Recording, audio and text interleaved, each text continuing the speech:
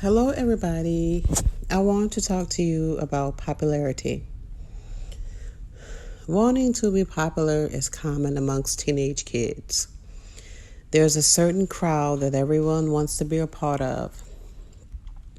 It's typically a group of people that gains respect from people through manipulation, bullying, or intimidation. There are many types of people these groups can consist of.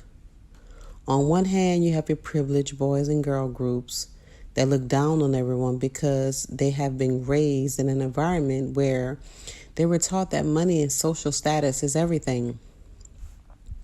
Although they may feel that they have it all, in reality, they live a vain existence, meaning characteristics of false pride and exaggerated sense of self-importance. Normally, this group is envied or imitated.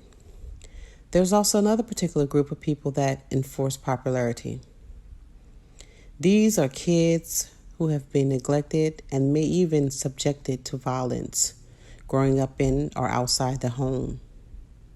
They tend to lash out mostly at other kids who are weaker or have trouble standing up for themselves because it makes them suppress their inner emotions, which is anger, rage, and the feeling of neglect. They think that because they unleash their feelings in this manner on other people, it makes them feel good about themselves. That is simply false emotions and manipulation of the devil. The perception is, if you are not affiliated with a popular group of people, you're nobody. Why is that?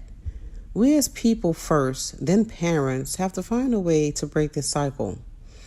This very thing is destroying kids today.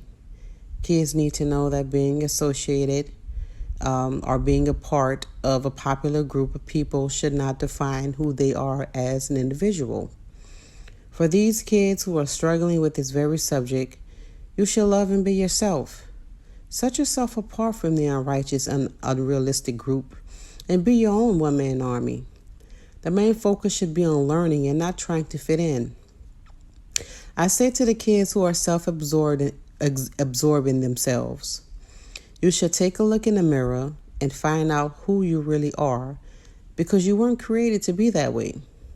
Find the underlying cause for the need to bully or belittle people for your own personal gain because of them not having materials that you have. I'm not saying that you have to hang with only people you feel comfortable with. I'm saying don't mistreat anyone that's associated outside your circle. It's not necessary for you to make someone feel unworthy of your friendship because of their outward appearance. Kids who are subjecting this type of behavior towards other kids does not love God or themselves, because most of us know that God is of love, and directing these kinds of emotions towards others represent hate. So it's impossible to love other people when you don't love yourself. Because if you don't love yourself, you definitely don't love God, because He's the reason why you exist. It's not too late to turn from your ways. Allow God in your heart and change your life. Kids often feel that you only have to serve God or become a Christian when you're an adult. They tend to think that being just a kid doesn't apply to them, but it does. That's why as young children, you are supposed to be taught the gospel according to Jesus Christ, so you can know not only His purpose, but yours as well. Not only that, you as young children are supposed to conduct yourselves in a godly fashion. There's no such thing as, if you're a child, you're going to do what children do. What exactly does that mean? What are you taught as a child, you will learn. What you aren't taught, you won't know. How can you then recognize an attack from the enemy if you are not made aware? So I said to parents, please teach children how to love and respect people as they will want the same. Kids who are in situations where they have no family guidance, kneel before God and give Him all your worries and fears. That's the only way you will make it through your hardship. Trust and believe in God so you won't have to depend on this false sense of security and only attract people to you with the same agenda. Kids learn how to love starting with God first. You don't have to limit yourselves to loving only a certain group of people. Learn to love all people as God loves you.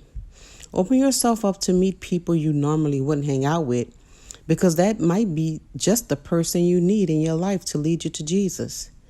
You might find that you may on the outside be different, but can possibly be looking for the same thing. Open yourself up for the opportunity, no matter how young you are, to allow God to work through you in every aspect of your life. Become popular in your following of God and not worried about being popular amongst a crowd. Because at the end of the day, having a social status by being part of a crowd or a certain group of people won't buy you a ticket to heaven. If only revolving your whole existence in pleasing people and not God, it will lead you down the road of destruction. So kids who are on both sides of the fence, this message applies to you. Reevaluate yourself and your way of thinking. Don't miss out on having positive people in your life because of your superficial ways.